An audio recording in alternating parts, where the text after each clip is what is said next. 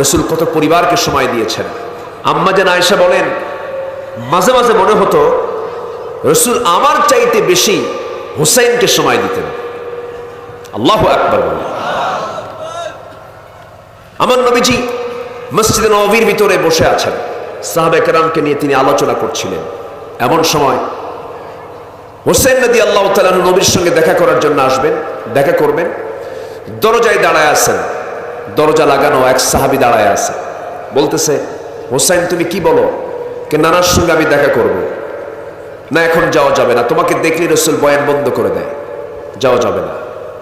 চোখে এরকম বড় বানায় বলতেছে, ও চাচা, যে নবীর কথা তোমরা বসে বসে শোনো, আমি তার কে? কে তুমি তার নাতি? কে নাতির কি দাম নাই? হ্যাঁ, তোমরা যে নবীর কথা বসে বসে শোনো, সেই নবীর চাইতে কি আমার দাম কম? আমি তোমাদের নবীর চাইতে বড়, রাস্তা ছাড়ো। সুবহানাল্লাহ বলবেন না? সাহাবী ভাবতেছে যে যেমন পিতা তেমন সন্তান। হোসেনের বাপ আলীও তো প্রচন্ড মেধাবী, আমি কোন গ্রামার যে খাটালো, অত তর্ক দরকার নেই, রাস্তা খুলে দিচ্ছে। হোসেন ইতিমধ্যে ভিতরে ঢুকে গেছে, প্রচন্ড মেধাবী হুসাইন রাদিয়াল্লাহু তাআলা আনহু। কেন হবেন না? রাসূলের মুখের লালা তো হুসাইন খেয়েছেন। যেরকম সুবহানাল্লাহ, রাসূলের রক্ত তো। আমার নবীর সামনে দাঁড়ায় আছেন, মেজাজটা খারাপ, মুখে কোনো হাসি নাই। রাসূল বলছেন, না না তুমি তো হাসো, আজকে হাসো না কেন? নানা কি হয়েছে? না না, টাইম বেশি নাই আমার, কিছু কথা বলবো, চলে যাব, সময় দিবা আমাকে? রাসূল বলেন, না না কি হয়েছে কি তোমার, বলো। না না, আমি তোমার চাইতে বড়। রাসূল বলেন, তুমি আমার চাইতে কেমনে বড়? তোমার তো মোজ দাঁড়িয়ে ওঠে নাই। আমি তো বড়, আমি তোমার নানা না?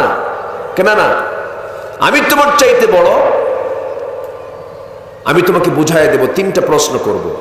রাসূল বললেন, বলো। কেন না, প্রশ্ন করব, তবে শর্ত আছে। কি? তোমার যত সাহাবী আছে সব সাহাবীকে তোমার সামনে ডেকে আনো। ডেকে আনা হলো। এবার বলছেন, না না, আমি তোমার কোন জায়গায় বসে বেশি বেশি গল্প করি?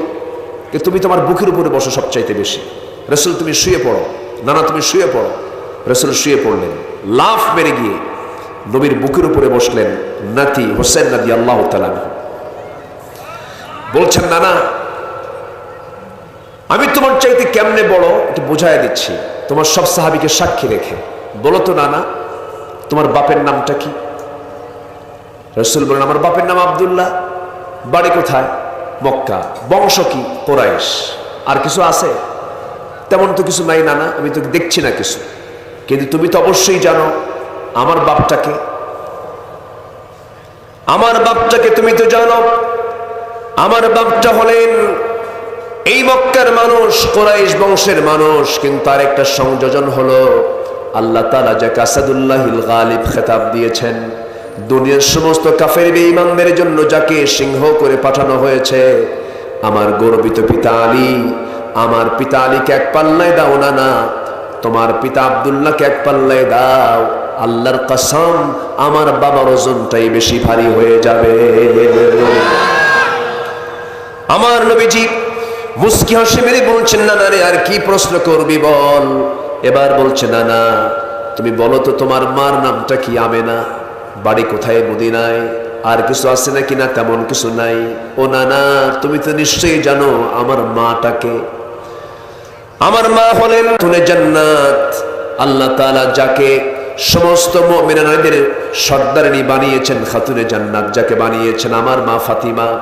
আমার মা ফাতিমাকে এক পাল্লায় দাও, তোমার মা আমেনাকে এক পাল্লায় দাও। আল্লাহর কসম, আমার মা ফাতিমার ওজনটাই বেশি ভারী হয়ে যাবে। আমার নবীজি মুস্কি মুস্কি হাসি দেন, কিন্তু চোখের কোনা বেয়ে বেয়ে টপ টপ করে পানি পড়ছে। রাসূল কান্নায় ভেঙে পড়ছেন আর বলছেন, নানা রে, আর কি প্রশ্ন করবি বল। এবার বলছে, নানা তুমি বলো তো দেখি তোমার নানার নামটা কি? তোমার নানাটাকে বলো। সঙ্গী সঙ্গী রাসূল বলছেন, আমার নানার নাম হলো আফজহরি। বাড়ি তার কোথায়? মদিনায়। কি করতেন? ব্যবসা করতেন। ও নানা, আর কি কোনো পরিচয় আছে নাকি? না তেমন কোনো পরিচয় নাই। ও নানা, তুমি কি জানো আমার নানার পরিচয়টা কি? আমার নবীজির বুকের উপরে বসে হোসাইন রাদিয়াল্লাহু তাআলা আনহু বুক থাপড়ায় থাপড়ায় বলছে, নানা আমার নানা তো সাধারণ কোনো নানাদের মতো নানা নন। আমার নানা হলেন সর্বকালের সর্বযুগের সর্বশ্রেষ্ঠ মহামানব, যার সম্মান হল আল্লাহর পর আখির জামানার পয়গম্বর জনাবে মুহাম্মদুর রাসূলুল্লাহ সাল্লাল্লাহু আলাইহি সাল্লাম। আমার নানাকে এক পাল্লায় দাও, আর তোমার নানা ওহাব জোহরকে এক পাল্লায় দিয়ে দাও। আল্লাহর কসম করে বলি, আমার নানার ওজনটাই বেশি ভারী হয়ে যাবে। জোরে বলি সুবহানাল্লাহ। আমার নবীজি হুসাইন রাদিয়াল্লাহু আনহুকে সেই সময় বুকের মধ্যে জড়িয়ে ধরে কপালে, গণ্যদেশে, চিবুকে, সব জায়গায় চুমু চুমু দিয়ে ভরে দিয়ে বলছেন, নানা রে, আজকে আমি রাসূল হওয়ার পর, নবী হওয়ার পর যুক্তির দিক থেকে আমি তোর কাছে হেরে গেলাম নানা। আমার বন্ধুগণ, শিক্ষার জন্য শুধু প্রতিষ্ঠান নয়, বাড়িরও দরকার আছে না নাই? আসতে বলবেন না, আছে না নাই? এই জন্য আমরা পরিবারকে সাজাবো কি দিয়া? আসতে বলবেন না, কি দিয়া? আজকে কোন সূরা থেকে কথা বলছি আমরা বলেন? বলেন বলেন বলেন। লোকমান থেকে। লোকমান, কোরআনের লোকমান কিন্তু আলাদা লোকমান। আমার দেশে কিন্তু বহু লোকমান আছে, আছে না নাই? এই লোকমানটা ছিলেন কালো মানুষ, খাটো মানুষ, দাঁতটা ছিল এলোমেলো, ঠোঁটটা ছিল মোটা, চুলটা ছিল খাড়া খাড়া, কালো কুসকুসে মানুষ, ঘন কালো মানুষ এখানে একটাও নাই। এত ঘন কালো লোকমান, তার পায়ের গোড়ালি পর্যন্ত ফাটা ছিল। পায়ের গোড়া ফাটে না? তাফসীরে আসছে তার পাটা ফাটা ছিল, পায়ের গোড়ালি ফাটা ছিল। যাদের পা ফাটা, সকালবেলা ঘুম থেকে ওঠার পরে দেখা যায় লেপের কাপড় একটাও ঠিক নাই। ঠিক আছে না? সকালবেলা হলে পরে স্বামী বউ গন্ডগোল লাগে, কি স্বামী আমার খালি লেপ ছেড়ে, কি ঠিক আছে না? এরকম পা ফাটা মানুষ ছিলেন। চেহারার কোনো সৌন্দর্য ছিল না, কিন্তু লোকমানকে আল্লাহ তাআলা এমন সম্মান দিয়েছেন। আল্লাহ দুনিয়ার সমস্ত বাবাদের মডেল করে আল্লাহ রাব্বুল আলামিন তাকে কোরআনে প্লেস করেছেন। ও পৃথিবীর সকল বাপ, তোমরা লোকমানের মতো বাপ হও। জোরে বলেন সুবহানাল্লাহ। কার মতো বাপ হও? লোকমানের মতো বাপ হও।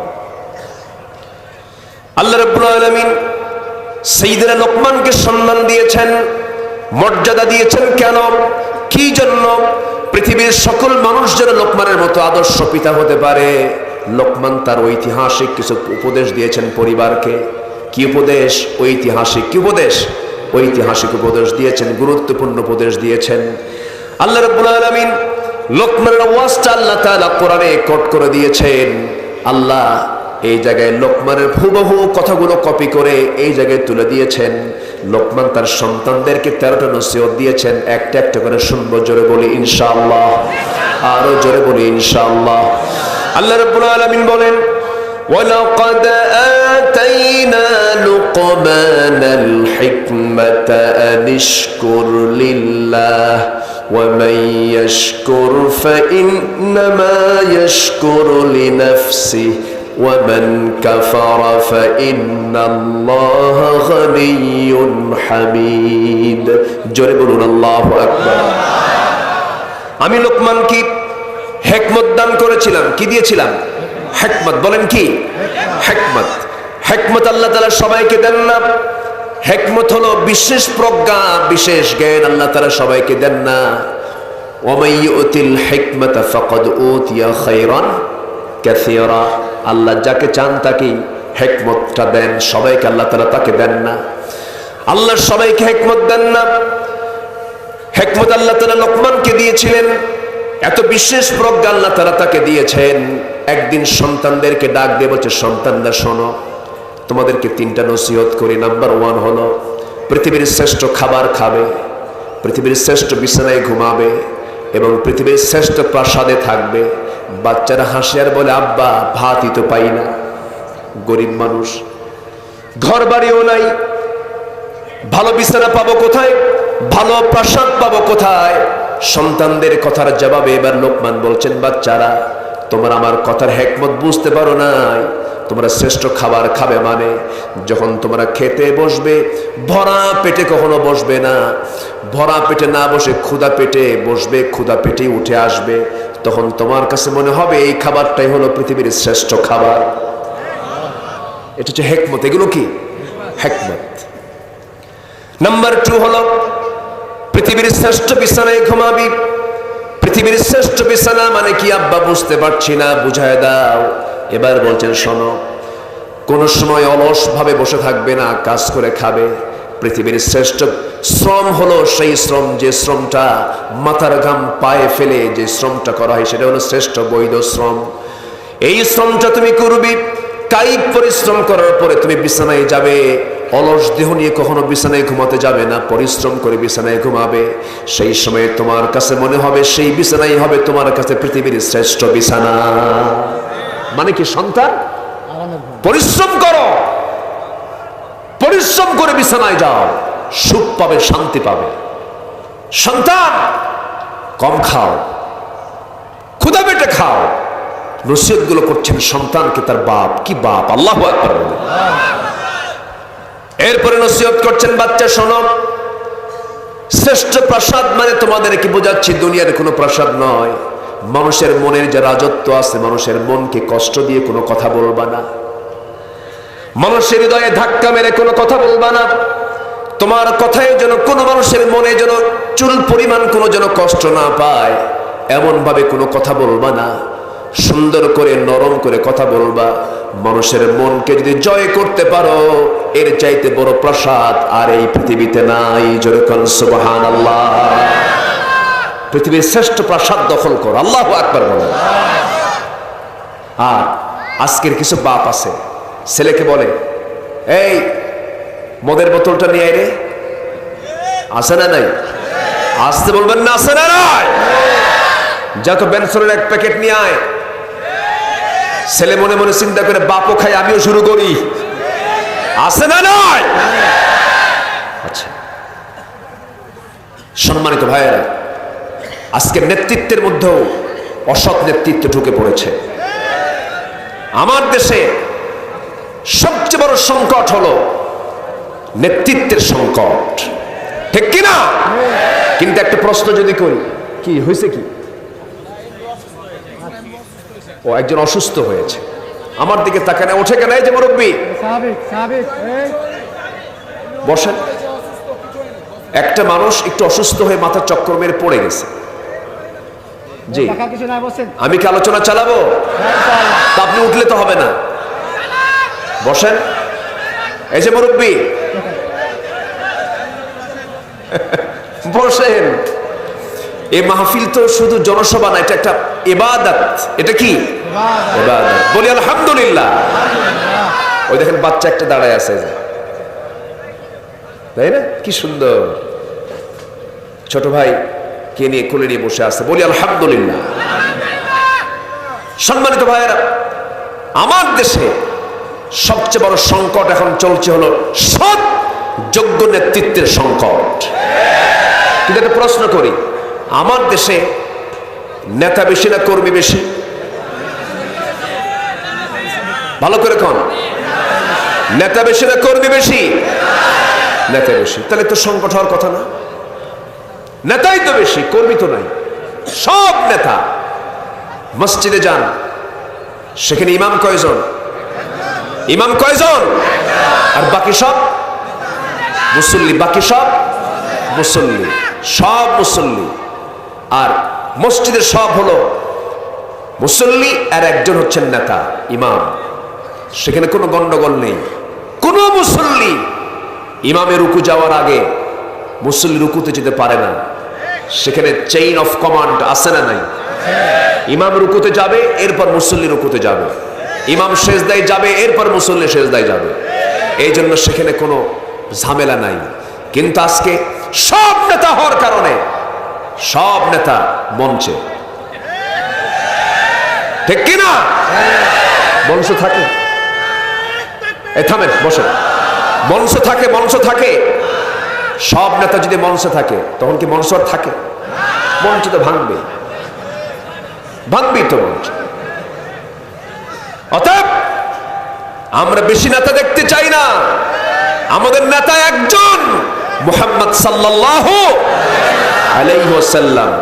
যে নেতা তার কর্মীকে মদের বোতল আনতে বলে, যে নেতার কাছে কর্মীকে নারী সাপ্লাই দিতে হয়, ওই সমস্ত নেতাদের মুখে আমরা জুতা মারি। বাতিল নেতৃত্বের বিরুদ্ধে মোকাবেলা করার দরকার আছে না নাই? রাজি আছেন কারা কারা? হাত উঁচু করে দেখেন মুসলমান।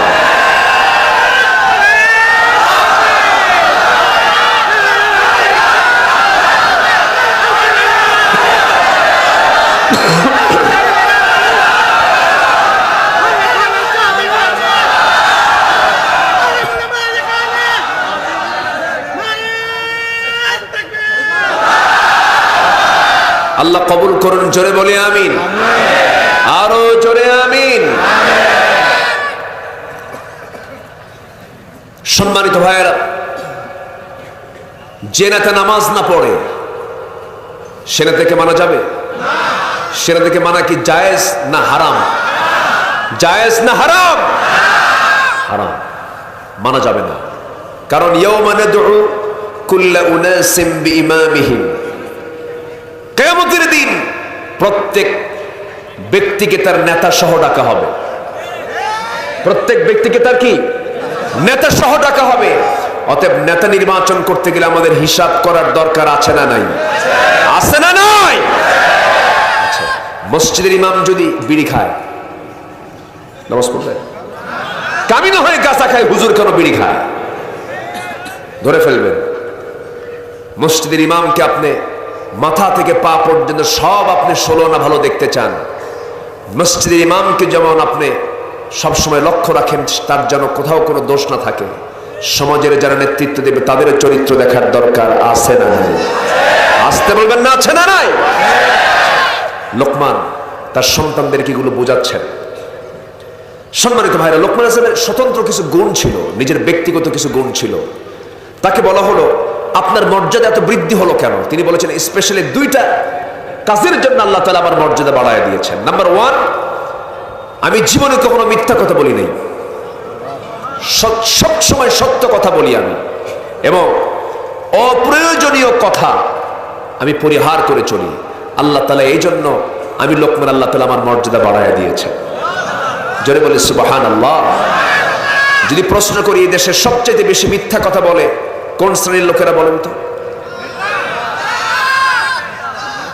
কি কথা কি বুঝতেছে? আমার কিন্তু বলা লাগতেছে না, আপনারাই বলে ফেলতেছে। সম্মানিত ভাইয়া, লোকমান বলেন আল্লাহ তাআলা আমাকে দুটো কারণে মর্যাদা বাড়ায় দিয়েছেন। তার ভিতরে কিছু স্বতন্ত্র গুণ ছিল, তাফসীরে আসছে। নাম্বার ওয়ান, দৃষ্টি নিম্নমুখী রাখা। তার দৃষ্টি কখনো ঊর্ধ্বমুখী ছিল, তিনি নিচের দিকে চোখ রাখতেন বেশি। নাম্বার দুই হলো মুখ বন্ধ রাখা। নাম্বার তিন হলো হালাল জীবিকায় সন্তুষ্ট থাকা। নাম্বার চার হলো লজ্জাস্থান হেফাজত করা। নাম্বার সাত হলো সত্য কথায় অটল থাকা। নাম্বার ছয় হলো অঙ্গীকারকে পূর্ণ করা। নাম্বার সাত হলো মেহমান আদর আপ্যায়ন সম্মান করা। মেহমান দেখলে অনেকে কিন্তু ইন্না লিল্লাহ কয়, কো বাবা কি আসলো রে, আছে না নাই? আচ্ছা, মেহমান যখন বাড়িতে ঢুকবে আপনার, তখন ভাববেন যে মেহমান আমার পরিবারকে বরকত দেওয়ার জন্য আসছে। বলি আলহামদুলিল্লাহ, জোরে বলি আলহামদুলিল্লাহ। এবং তার আরেকটা গুণ ছিল প্রতিবেশীর প্রতি লক্ষ্য রাখা। কিসের প্রতি লক্ষ্য রাখা? প্রতিবেশীর যদি ঘর যদি নিজের ঘরের পিছনে হয় আর সাইড দিয়ে যদি নিজের একটু জায়গা ছেড়ে দেওয়া থাকে রাস্তার জন্য, কিছু গন্ডগোল হলেই সামনে আটকে দিয়ে বলে রাস্তা বন্ধ। এরকম আছে না নাই? এটি কি প্রতিবেশীর হক? এটি কি প্রতিবেশীর হক? এগুলো করা যাবে? আত্মীয়তা, এরপরে মেহমানদারিতা, এটা হচ্ছে ইমানদারদের বড় বড় গুণের ভিতরে অন্যতম গুণ। এক গরিব সাহাবী, নাম তার তালহা। নাম কি বলেন? তালহা।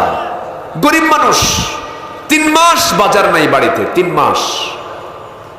মাস যদি কারো বাড়িতে বাজার না থাকে, বউ কি ঠিক থাকার কথা? 3 মাস বাজার নাই, স্ত্রী তাকে ডাক দিয়ে বলছে আমার স্বামী বাজার তো নাই, একটা কাজ করেন, আপনার কাছ থেকে কিছু টাকা পয়সাগুলো জমা করে কিছু পয়সা আমার এখানে জমা হয়েছে, আপনি এটা নিয়ে যান, আজকে একটু তৃপ্তি ভরে আমরা কিছু খাবার খাবো, একটু বাজার করে আসেন। তো বাজার করতে গেছেন, ব্যাগ হাতে নিয়েছেন, কিন্তু ব্যাগ হাতে নিয়ে বাজারে ঢুকবেন, এমন সময় আজানের ডাক তার কানে এসেছে, তিনি নামাজের জন্য ঢুকে গেলেন। নবীজি জোহরের নামাজ পড়ার পর তিনি আলোচনা করলেন, বয়ান করলেন।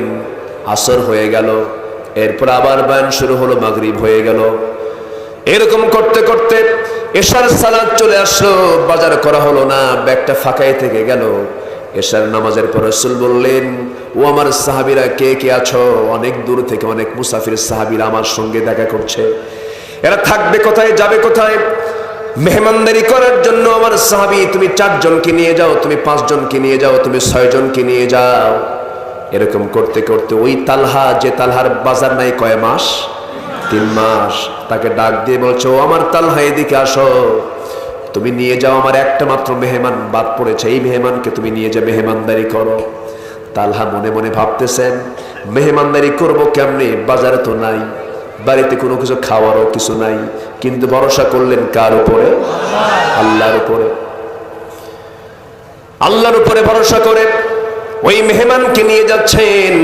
দরজার কোনায়, দরজার সামনে গিয়ে দাঁড়ায়া দরজায় কড়া নাড়ছেন, দরজা খুলে গেল। স্ত্রীকে বলছেন, এই যে ব্যাগ ফাঁকা, বাজার তো করতে পারি নাই, সাথে আর একটা মেহমান কাঁধে করে নিয়ে এসেছে, রাসূল আমাকে দিয়েছেন, মেহমানটাকে যত্ন করতে হবে। সুন্দর করে মুস্কি হাসি মেরে স্ত্রী বলছেন, আমার স্বামী গো, আপনি আমাকে এমন বউ পাবেন না, আমার মুখ থেকে কোনো কড়া কোনো কথা আপনি শুনতে পাবেন না। মেহমান পাঠিয়েছেন যিনি, সম্মান দেবেন তিনি। জোরে কোন সুবহানাল্লাহ। মেহমান কার? কারো বাড়িতে মেহমান আসলে সেই মেহমান কার মেহমান হয়? আল্লাহর মেহমান হয়ে যায়। স্ত্রী বিন্দু পরিমাণ রাগ করলেন না। যদি এমনটা যদি আমার বাড়ির বউদের সাথে হয়, তাহলে কি হতে পারে বলেন?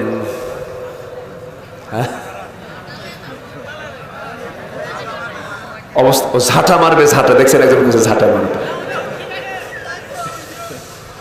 এমনটা হওয়া যাবে না আমার মা। যারা আমার আলোচনাগুলো শুনছেন, একটু কান লাগাবেন, মনোযোগ দিয়ে শোনার চেষ্টা করবেন, একটু মনোযোগ দিবেন। ইমানদারদের গুণ তেমনই থাকা উচিত ছিল, কিন্তু এগুলো তো সব আজকে হারিয়ে যাওয়ার পথে।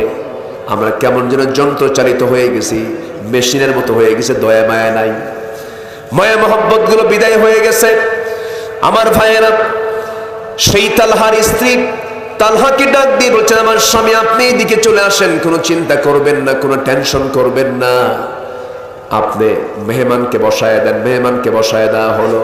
মেহমানকে বসায় দিয়া স্বামীকে ডাক দিয়ে বলছে, ও আমার স্বামী, ওই যে উপরে একটা তুষের বস্তা দেখা যায়, তুষের বস্তা একটু আপনি নিচে নামায় দেন। ওর ভিতরে কিছু জব খুঁজে খুঁজে পাবো, যেরকম চাউলের বস্তা, চাউল বের করার পর যখন যে তুষগুলো থাকে, এই তুষের মধ্যে কিছু খুদ থাকে, এলাকায় খুদ বলে না, কি বলে, খুদ থাকে। তেমনি জবের কি দেখতেছেন আপনি, নিচে রাখেন, কিছু খুদ থাকে, কিছু জব থাকে। ওই খুদগুলো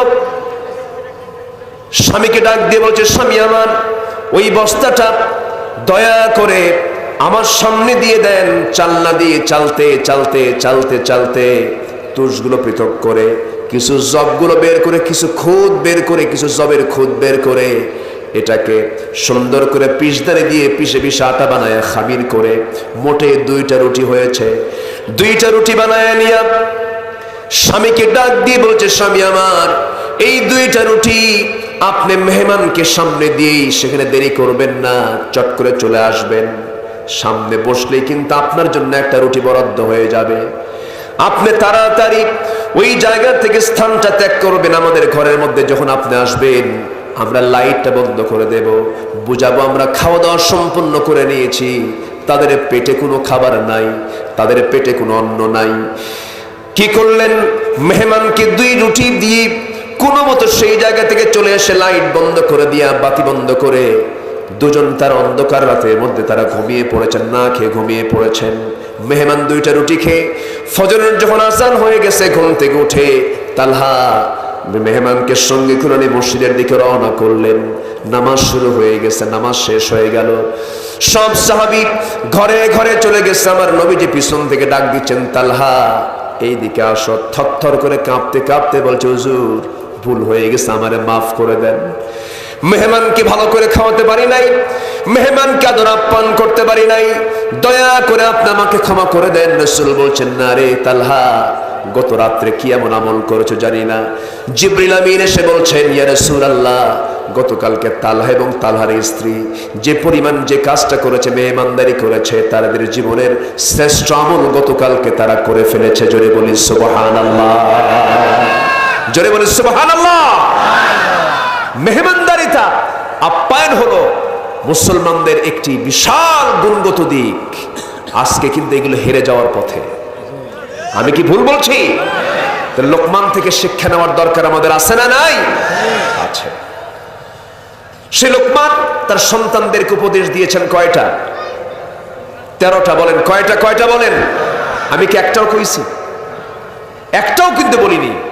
কোরআনের যে ওয়াজ, কোরআনের যে নসিহতটা, এটা একটাও বলিনি। আমি বলেছি তার অন্যান্য উপদেশগুলো বলেছি। আমি সময় তো অল্প, আমরা আসরের আজান হয়তো শুনতে পেয়েছি, কিন্তু নামাজটা যদি একটু বিলম্বে হয় কষ্ট হবে? আসতে বলে কষ্ট হবে? আচ্ছা, নামাজ আমরা পড়বো। আমি এমন হুজুর না যে নামাজ পড়ি না। আমার দেশে কিন্তু এমন কিছু পীর সাহেব আছে নামাজ লাগে না, খাজার নামে গাঁজা খায়। আমি খুব খুশি যে এই এলাকায় এগুলো নাই। এলাকায় কিন্তু নাই এগুলো। থাকলে আছে, কিছু আছে। আচ্ছা যাক, ওরকম উল্লেখযোগ্য নাই, উল্লেখযোগ্য হারে নাই। সেদিন এক মাহফিল ছিল আমার গাজীপুরে। তো বলল, হুজুর আপনি যে গ্রামে আসছেন, এই গ্রামে 350টা পীর আছে। কয়টা পীর আছে? 350 পীর। আমি বললাম যে এত পীর থাকতে আমার দাওয়াত দিচ্ছেন কেন? হুজুর একটাও নামাজ পড়ে না, একটাও নামাজ পড়ে না, খালি পীরজাদা হয়ে বসে আছে। বাপ পীর ছিল, সন্তানও পীর। এরকম আছে না নাই বলেন? আমি পীরদেরকে খাটো চোখে দেখি না, পীর ভালো। রাজশাহীতে শাহ মাকদুম রহমতুল্লাহ আলাইহি শুয়ে আছেন এই রাজশাহীর মাটিতে। খান জাহান আলী শুয়ে আছেন খুলনায়, শাহজালাল ইয়ামিনী শুয়ে আছেন সিলেটে, আজমিরে শুয়ে আছেন খাজা মঈনুদ্দিন চিশতি রহমতুল্লাহ আলাইহি। এদের ইতিহাস দেখেন, তারা রাজা পৃথ্বীরাজকে পরাজিত করেছেন, রাজা গৌর গোবিন্দকে পরাজিত করেছেন, পরশুরামকে পরাজিত করেছেন, বাতিলদেরকে উৎখাত করে তাওহীদকে তারা প্রতিষ্ঠা করেছেন। আর আজকে কিছু কিছু দরবারে গেলে এত গাজার গন্ধ, গাজার ধুয়ে মশা পর্যন্ত বিরক্ত। আছে না নয়? আচ্ছা, বদমাইশ এগুলো, এগুলো বদমাইশ। বাচ্চা হয় না, বাবার দরবারে চলে যায়, বাবা একটা বাচ্চা দিবা, ও কি বাচ্চা দেওয়ার মহাজন? এগুলো শিরকের কাজ। এগুলো কিসের কাজ বলেন? শিরকের কাজ। কোথাও ফুল দেওয়া, কোথাও খালি হাতে যাওয়া, খালি পায়ে ফুল দেওয়া, কোনো কবরকে লক্ষ্য করে ফুল দেওয়া। কবরকে লক্ষ্য করে যদি ফুল দেওয়া জায়েজ হতো, পৃথিবীর সমস্ত ফুল গিয়ে জমা হতো মদিনার রাসূলের কবরে, ঠিক কিনা? সেখানে কোনো ফুল আছে? আজ তো ফুল আছে? 14ই ফেব্রুয়ারি চলে গেল বিশ্ব ফুল দিবস। ফুল না, খালি ফুল দিল। 14ই ফেব্রুয়ারিতে এক একটা গোলাপ বিক্রি হয়েছে 1000 টাকা পর্যন্ত। কে কাকে দিল? স্বামী স্ত্রীকে দিছে না মগামগি কি দিছে? মগামগি, টোনাটুনি। সারাদিন অকাম কুকাম করে, পাশে পুলিশ দাঁড়ায় থেকে বলে ভালো করে করো, আমরা পাহারা দিচ্ছি তো। এই বদমাইশি ওয়াজ করে বন্ধ হবে না, এই নোংরামি ওয়াজ করে বন্ধ হবে না, এই বেহায়াপনা ওয়াজ করে বন্ধ হবে না। পর্দার বিধান জারি করে বন্ধ করতে হবে মুসলমান, এমনি বন্ধ হবে না। সুদ বন্ধ করবেন কেমনে? জেনা বন্ধ করবেন কেমনে? মদের বোতল বন্ধ করবেন কেমনে? এগুলো এমনি এমনি বন্ধ হবে না। এগুলো বন্ধ করার জন্য প্রয়োজন কার বিধান? কিসের বিধান বলেন? কোরআনের বিধানকে সমাজে চালু করতে হবে।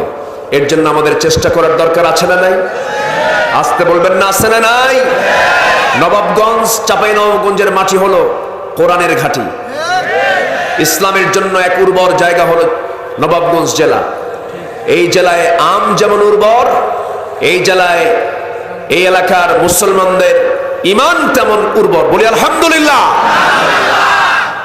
কোন বাতিলদের সঙ্গে সখ্যতা রাখা যাবে না। মরে যাব বীর বাহাদুর হয়ে মরব, ইমানদার হয়ে মরব। বাতিল শক্তির কাছে মাথা নত করা যাবে।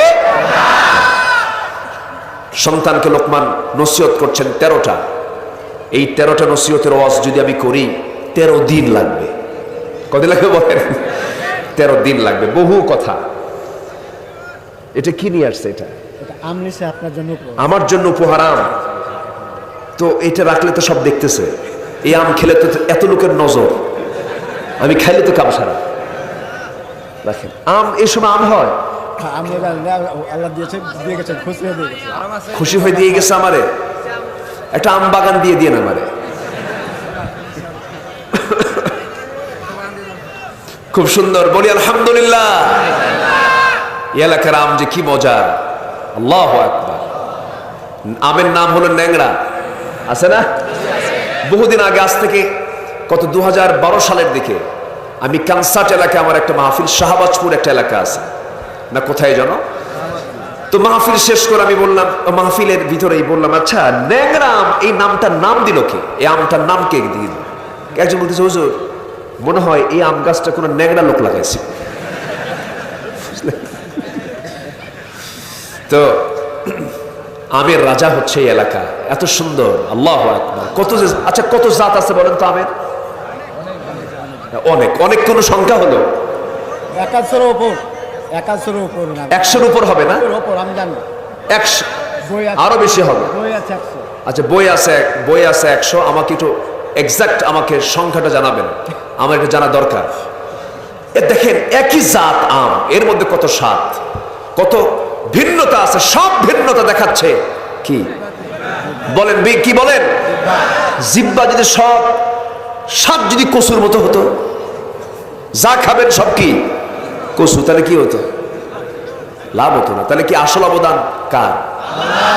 আসল অবদান কার? আল্লাহ তাআলা। যিনি আম দিয়েছেন, আল্লাহ তুমি তাকে জান্নাতের আম খাওয়াও নাকি? জোরে কোন আমি দোয়া করে দিলাম। 13টা নসিহতের 1 নম্বর নসিহত হলো শিরিক না করা। কি না করা বলেন? শিরিক না। শিরিক কাকে বলে? শিরিক হলো, আমি বলি আপনাকে, বলি, এই জমিটার মালিক হলো সলিমউদ্দিন। এই জমিতে যদি ওই সলিমউদ্দিনের নামে রেকর্ড আছে, দাগ আছে, সবকিছু ক্লিয়ার, খাজনা খারিজ সবকিছু আছে, কেউ তার ক্ষমতা বলে দাপট দেখায় বলল চতুর্দিকে আমার জায়গা, মাঝখানে ওটাও আমার, এটা হলো জুলুম। এটা কি?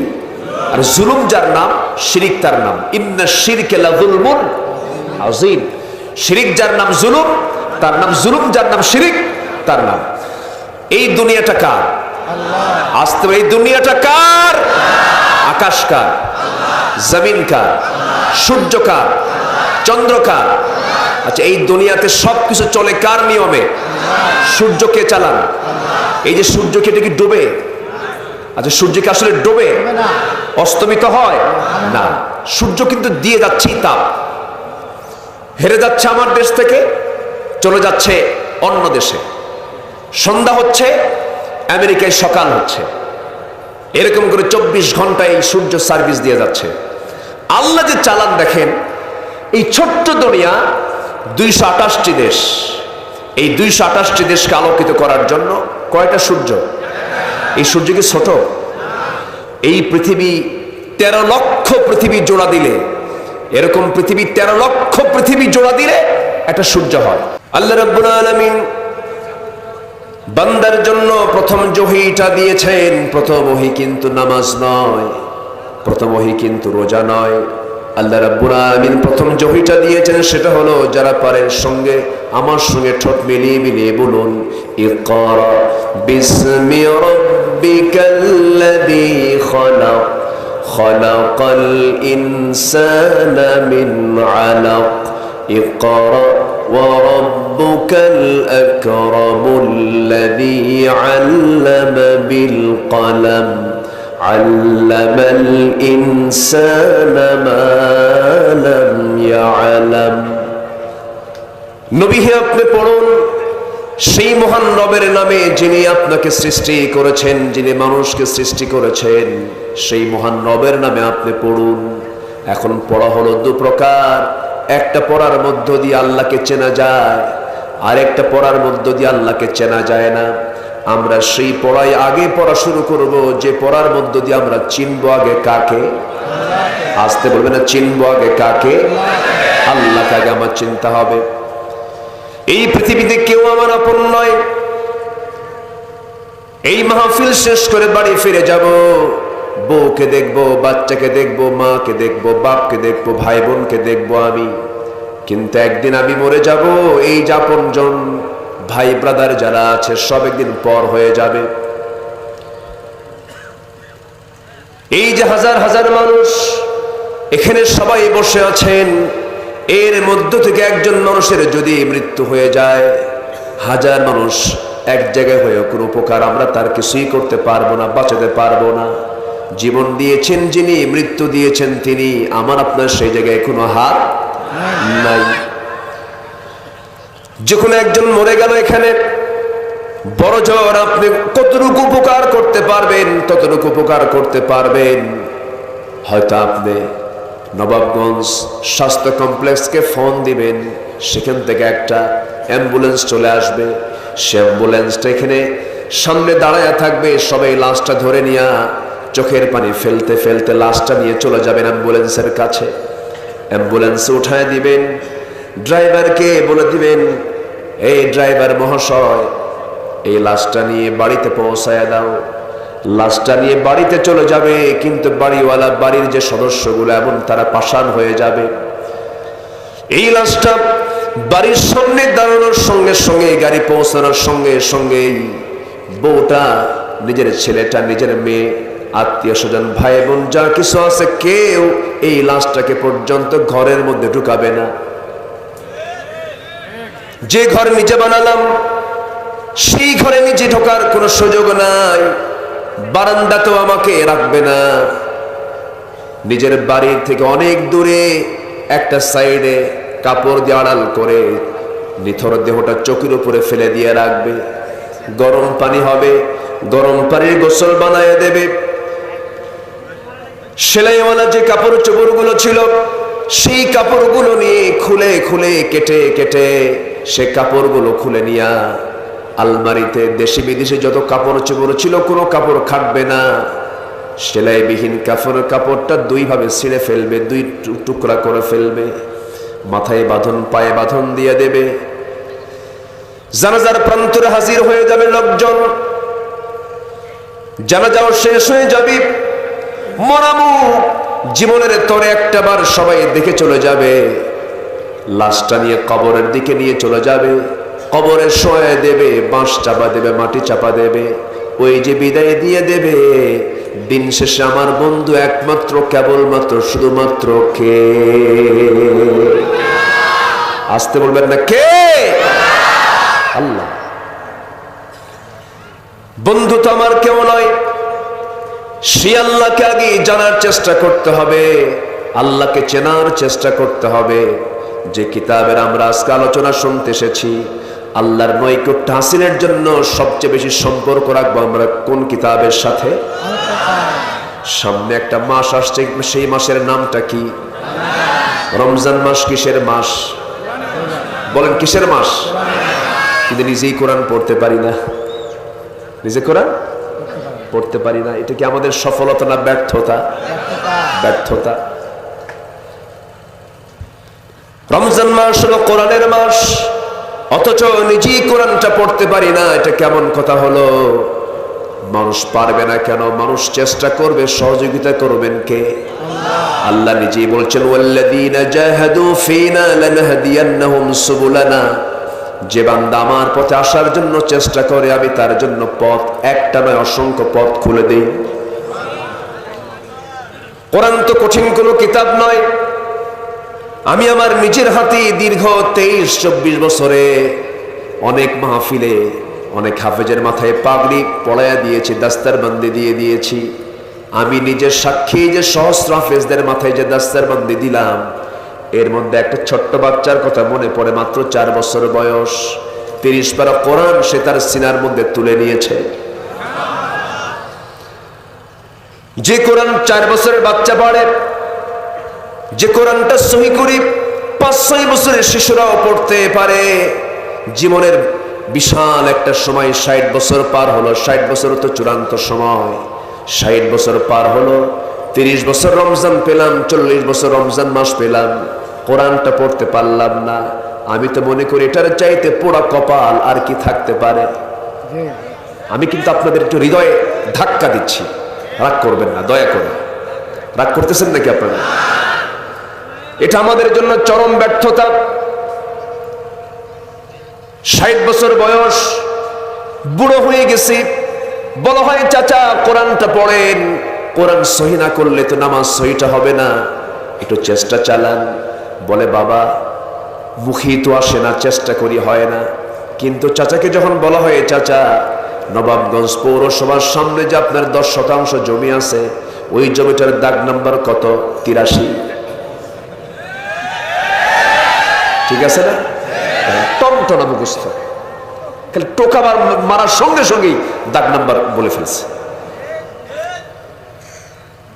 দাগ নাম্বার মুখস্থ, সিএস মুখস্থ, মাঠ পর্চা, খতিয়ান নাম্বার সব তার টনটনা। কোথায় কোন কাগজগুলো আছে সব সে চোখের পলকে দেখে দিতে পারে, বলতে পারে।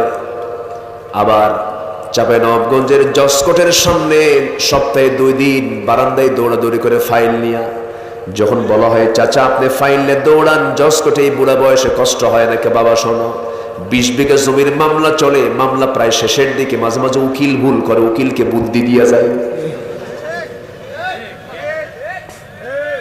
উকিলকে বুদ্ধিও দিতে পারে।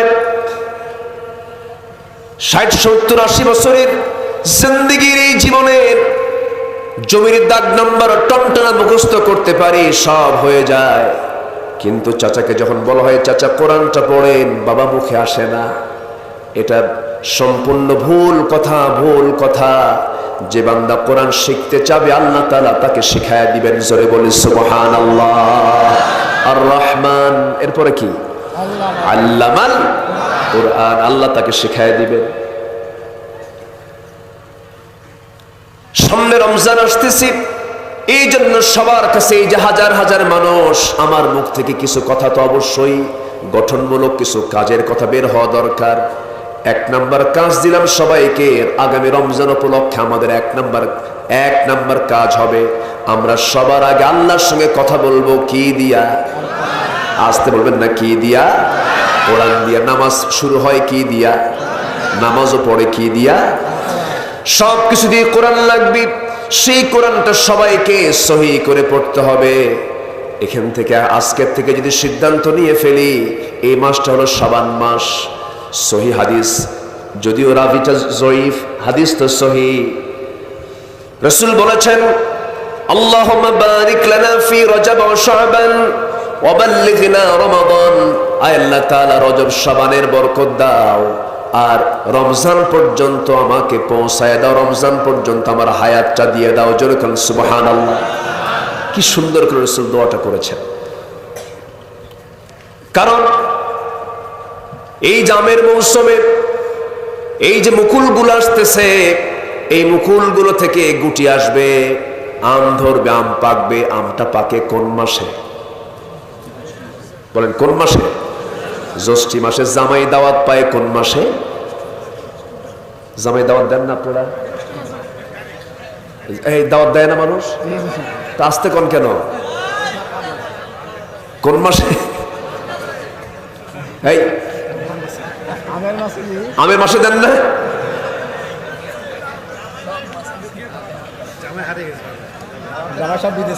ও জামাই সব বিদেশে। ও আচ্ছা, তা তো বুঝিনি আমি আমার এলাকার কথা বলছি। জ্যৈষ্ঠী মাস হলো ফলের মাস, রসের মাস। ফলের রসগুলো আল্লাহ তাআলা জ্যৈষ্ঠী মাস আমার দেশে দিয়ে দেন। আম, জাম, লিচু, পেয়ারা, সব ম্যাক্সিমাম ফলগুলো জ্যৈষ্ঠী আষাঢ়ে হয়। ফলের যেমন মৌসুম আছে, ফলের মৌসুম যেমন জ্যৈষ্ঠী আষাঢ়, তেমনি আমলের মৌসুম হলো আমার আপনার জীবনের আমলগুলোকে ডাবল ডাবল করে নিয়ে আমলের মৌসুম হলো, সামনে আসতেছে মাহে রমজান। সব আমল আমরা আমল নামায় উঠাবো, জোরে বলি ইনশাআল্লাহ। এক নম্বর আমরা কি শিখবো বলেন? কি শিখবো? কোরআনটাকে শিখে নেব। বাচ্চাদের কি মক্তবে না পাঠায়া সকালবেলা মা সহ মেয়েকে পাঠায় দেয় কিন্ডার গার্ডেনে, কেজি স্কুল। ছেলের ওজন বেশি না কেজির ওজন বেশি? কেজিতে পাঠায় দেয়। বাচ্চার গায়ের যে ওজন, ব্যাগের ওজন তার চাইতে ডাবল। পিঠে ব্যাগ বইতে বইতে পিঠ বাঁকা হয়ে যায়। বাচ্চাদের এতগুলো বই পড়ার কোনো দরকার নাই। বাচ্চাদেরকে শেখানোর জন্য, বাচ্চাদেরকে আদব আখলাক ঠিক করার জন্য কোরআনটা হাতে তুলে দেন, আপনার সন্তানটা হয়ে যাবে জগৎধন্য সন্তান। জোরে বলি সুবহানাল্লাহ। কোরআনটাকে বাচ্চার হাতে তুলে দেন। শিশুকে মসজিদে পাঠান। মসজিদে শিশুরা কাঁদবে, হাসবে, খেলাধুলা করবে, দৌড়াদৌড়ি করবে, নামাজের সামনে দিয়ে না বুঝে হাঁটবে। আপনি ধমক দিতে পারবেন না। মাহফিলে বাচ্চারা আসবে। হ্যাঁ, কি সমস্যা? কি মাহফিলে বাচ্চারা আসবে, ওরা শুনবে, কারণ ওরাই তো সামনে সমাজ চালাবে, ঠিক কিনা? তাহলে বাচ্চাকে মসজিদে যেতে কোনো বাধা দেওয়া। কিন্তু কিছু বুড়া চাচা আছে, খুব মাতব্বরি করে, আছে না? না, বাচ্চারা মসজিদে যেতে নিলেই চোখ এরকম বড় বানায় আর বলে শট শট, এরকম আছে না?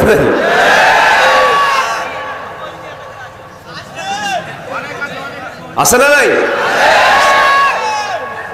যে বুড়া এগুলো করে, ওই বুড়াকে মসজিদে আসতে দিবেন না। আমি আমার কথা বলি, ছোটবেলায় আমি মসজিদে যাচ্ছি, এরকম একটা বুড়া চাচা ছিল, তা আমাকে দেখলেই লাঠি তুলত।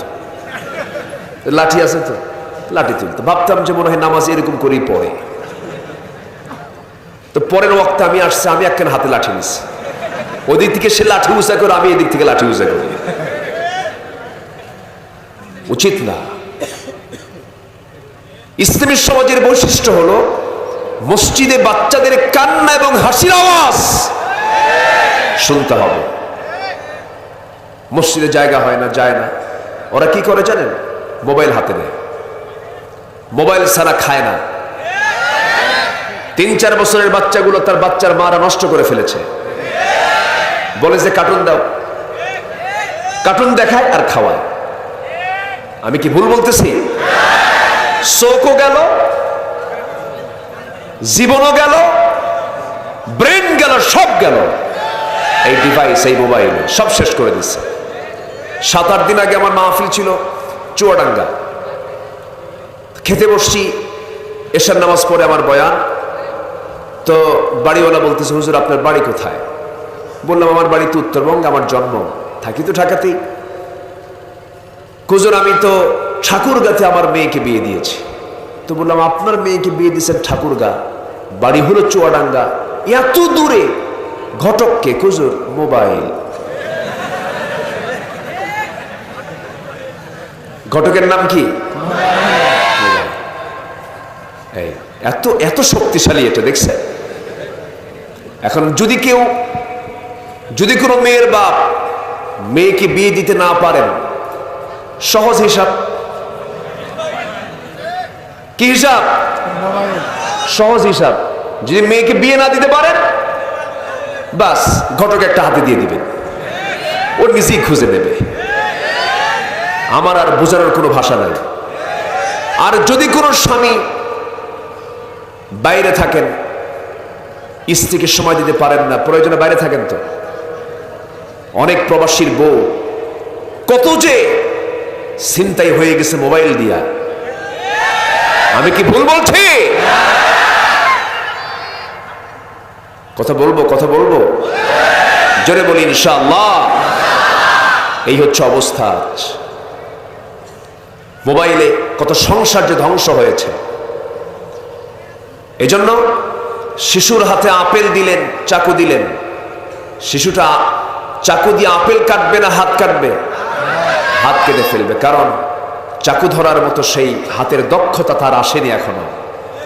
এজন্য মোবাইল ব্যবহার করার আগে আগে পাকা ইমানদার হতে হবে। আগে কি হতে হবে? ইমানদার হতে হবে। নরমাল ইমান নিয়ে মোবাইল দেখতে গেলে ওর ইমান চিন্তায় হয়ে যাবে। তখন সে মোবাইলকে সে চালাবে না, মোবাইল ওকে চালাবে। যে ব্যক্তি নিজে মোবাইল চালাতে পারে সে মোবাইল চালাবে, মোবাইল যাকে চালায় ও চালাতে পারবে না। এই জন্য আমাদের এই ক্ষেত্রে সতর্কতার দরকার পারিবারিক ভাবে আছে না নাই? আসতে বলবেন না, আছে না নাই? শিশুদের হাতে কি দেব আমরা? কি দেব? জোরে বলেন, কি দেব? কোরআন দিয়ে দেব। শিশুর হাতে কোরআন দেব, মসজিদে পাঠায় দেব। নিজে বাবা একটাকে কোলে নেব আর একটাকে হাতে নেব, চল বাবা মসজিদে যাই। মসজিদটা শিশু দিয়ে ভরে যাবে, কি সুন্দর ফুটন্ত ফুল বাগানের মতো দেখা যাবে। আমরা ভুল বুঝি, বুড়ো মানুষ মসজিদে যাবেন সমস্যা নেই, যুবকরাও মসজিদে যাবেন সমস্যা নেই, সাথে ছোট্ট ছোট্ট বাচ্চারাও যাবে। আমার আপনার দোয়া মিস হতে পারে, কিন্তু শিশুর দোয়া কখনো মিস হয় না। নিয়ে যাবেন। আমার বিপদে ধৈর্য ধরো, বিপদে মুসিবতে যে ব্যক্তি ধৈর্য ধরতে পারবে তার জন্যই তো জান্নাত। জোরে কোন সুবহানাল্লাহ। নাম্বার 10 হলো এড়িয়ে না যাওয়া, কোনো ব্যক্তিকে আন্ডার এস্টিমেট না করা। নাম্বার 11 হলো অহংকার না করা। নাম্বার 12 হলো চালচলনে ভারসাম্য হওয়া। নাম্বার 13 হলো নিজের কণ্ঠকে নিচু রাখা। এই 13টা গুণ সন্তানকে লোকমান কত বছর আগে নসিহত করেছেন, আর সেই নসিহতের কথাগুলো আল্লাহ তাআলা লোকমানের সেই কথাগুলো সূরা লোকমানে তুলে দিয়ে বলছেন, ও পৃথিবীর বাপেরা, তোমরা লোকমানের মতো সন্তানদেরকে নিয়মিত এই নসিহতগুলো দাও। জোরে বলে সুবহানাল্লাহ। কয়টা নসিহত শিখলাম আমরা বলেন তো? 13টা। 1 নম্বর শিরিক না করা। কি না করা? নাম্বার 2 হলো আল্লাহর শুকরিয়া। কার শুকরিয়া? বলেন, কার শুকরিয়া? নাম্বার 3 হলো পিতামাতার সঙ্গে সুন্দর আচরণ করা। নাম্বার 4 হলো শিরকের দিকে যদি চাপে কোনো পিতামাতা, সেটা আনুগত্য না করা। এরপরে সরিষার দানাও যদি হয় তা মহান রবটা বের করে আনেন। আচ্ছা, আল্লাহর কুদরতকে বুঝায় বলতেছে, আমার কলিজার টুকরা সন্তান, পৃথিবীতে কোনো অপরাধের সঙ্গে তুমি জড়িত হবে না। নাম্বার 6 হলো সালাত কায়েম করো। নাম্বার 7 হলো সৎ কাজের আদেশ দাও। নাম্বার 8 হলো অসৎ কাজের বাধা দাও। নাম্বার 9 হলো বিপদে ধৈর্য ধরো। নাম্বার 10 হলো মানুষকে আন্ডার এস্টিমেট করো। ওয়ালা তুসাইর খাদ্দাকা লিন্নাস, মানুষকে এড়িয়ে যেও না, মানুষকে আন্ডার এস্টিমেট করো না। কিছু কিছু লোক আছে দেখেন রাস্তায় হাঁটলে মানুষকে পাত্তাই দিতে চায় না, আছে না নাই? এটা করবা না। এরপরে অহংকার করো না। অহংকারটা কার? অহংকার কার? আল্লাহর। অহংকার কি কোনো বান্দা করতে পারে? না। এরপর চালচলনে ভারসাম্য হওয়া, রাস্তায় চলতে গেলে, এরপরে মানুষের সঙ্গে উঠা বসা করতে গেলে অহংকারের জন্য কোনো লেশ না থাকে, এই জাতীয়ভাবে ভারসাম্যপূর্ণ জীবনযাপন করা। নিজের কণ্ঠকে, আওয়াজকে নিচু করা, মুরব্বীদের সামনে উঁচু গলায় কথা না বলা, এগুলো সব বাপ হয়ে সন্তানকে নসিহত দিচ্ছেন সাইয়্যিদুনা লোকমান আলাইহিস সালাতু ওয়াস সালাম। আল্লাহ তুমি তার এই দেওয়া উপদেশগুলো আমাদের পরিবারে বাস্তবায়ন করার তৌফিক দিয়ে দাও। জোরে বলি আল্লাহুম্মা আমিন। অনেক কথা ছিল, যতটুকুন কথা হয়েছে আমরা বলে ফেলি আলহামদুলিল্লাহ। জোরে বলি আলহামদুলিল্লাহ। আজান হয়েছে বহু আগে, অনেকের মধ্যে অস্থিরতা কাজ করছে। আমরা নামাজ পড়ব। নামাজ আমি কিন্তু একটা দায়িত্ব দিয়েছি সবাইকে। আগামী রমজানের মধ্যে আমরা কি শিখে নেব বলেন তো? এবং সাথে আমরা কেউ নামাজ ছাড়বো না। কারা কারা একটু হাত তুলে দেখান। 5 ওয়াক্ত নামাজ পড়বেন কারা কারা? জোরে বলি ইয়া আল্লাহ, আমাদেরকে 5 ওয়াক্ত সালাত আদায় করার তৌফিক তুমি আল্লাহ দিয়ে দাও।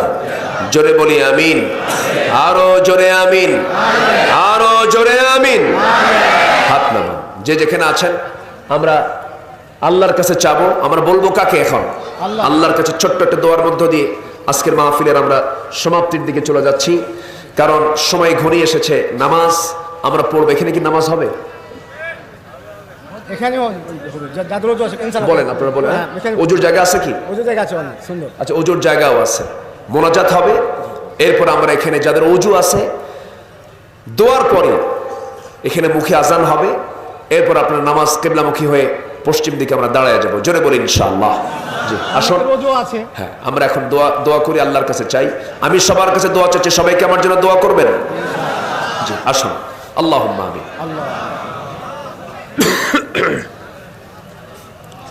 ربنا ظلمنا أنفسنا وإن لم تغفر لنا وترحمنا لنكونن من الخاسرين। মিষ্টি বিকেল গধূলি বেলা হাজারো মুসলমান নরনারীকে নিয়ে তোমার কালাম থেকে কিছু কথা বলেছি। গুনার বোঝা মাথায় নিয়ে কাঙ্গাল ভিখারির মতো দুটো হাত পেতে আছে। আল্লাহ, গুনার দিকে নজর দিও না, বান্দা মনে করে তামাম জীবনের গুনাহগুলোকে মাফ করে দাও। জনম দুঃখিনী মা, জনম দুঃখী বাপজান যারা চলে গেলেন, জিন্দেগির গুনাহগুলো মাফ করো, কবরগুলোকে জান্নাতের টুকরা বানায়া দাও। আব্বা আম্মার জনাব মাওলানা নূহউদ্দিন আজকে প্রোগ্রামের বরেণ্য প্রধান অতিথি, মাননীয় জেলা পরিষদ চেয়ারম্যান মহোদয়, বরেণ্য মেহমান চাঁপাইনবাবগঞ্জ পৌরসভার সম্মানিত পৌর মেয়র,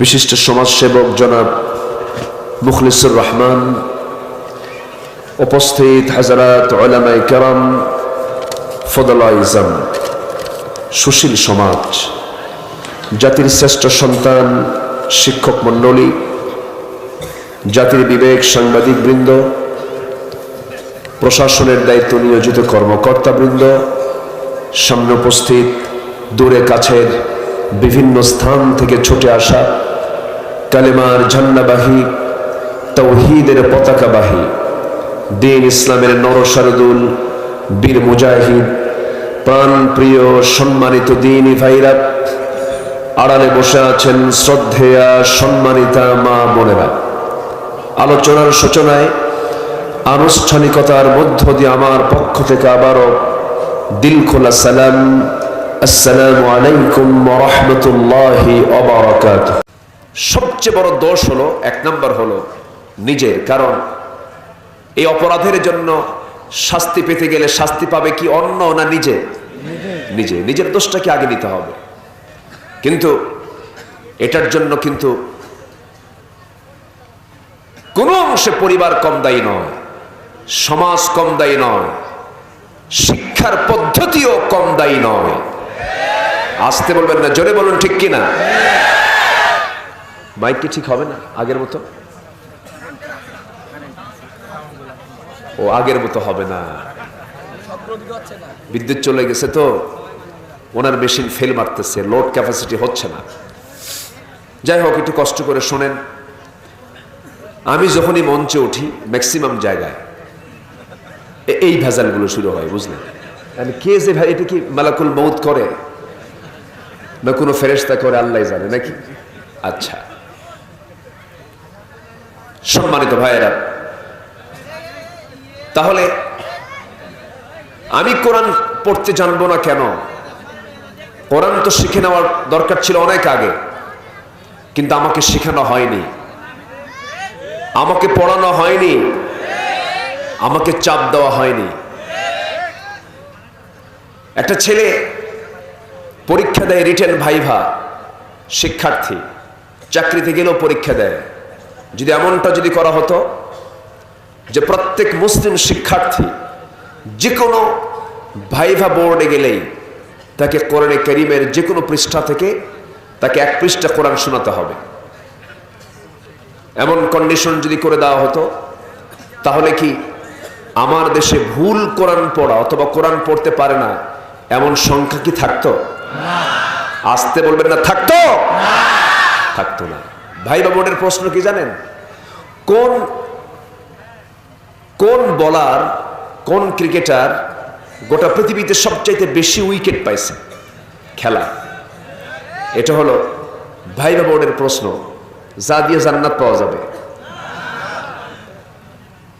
সম্মানিত ভাইয়েরা, সম্মানিত বন্ধুগণ, তাহলে কোরআন যেন না শিখে এটার জন্য কিছু ষড়যন্ত্র আছে না নাই? আসতে বলবেন না, আছে না নাই? আছে। পৃথিবীতে সবচাইতে মারাত্মক একটা যন্ত্র হলো ষড়যন্ত্র। এটা সিরিয়াস বিষয়। আমার আগের আলোচক তিনি শিক্ষা নিয়ে কিছু কথা বলেছেন, আমি বসে বসে তার কথাগুলো শুনেছি। আমরা শুনে থাকি education is the backbone of a nation or state. একটা রাষ্ট্রের, একটা জাতির শিক্ষাই হলো একটা মেরুদণ্ড। এটা জাতির কি মেরুদণ্ড। কোন শিক্ষা বলেন? শিক্ষা তো দু প্রকার। সেই শিক্ষাটা হতে হবে সুশিক্ষা, ঐশী শিক্ষা, কোরআনের শিক্ষা, ঠিক কিনা বলেন? আচ্ছা, শিক্ষার হার আগের চাইতে এখন বেশি না কম?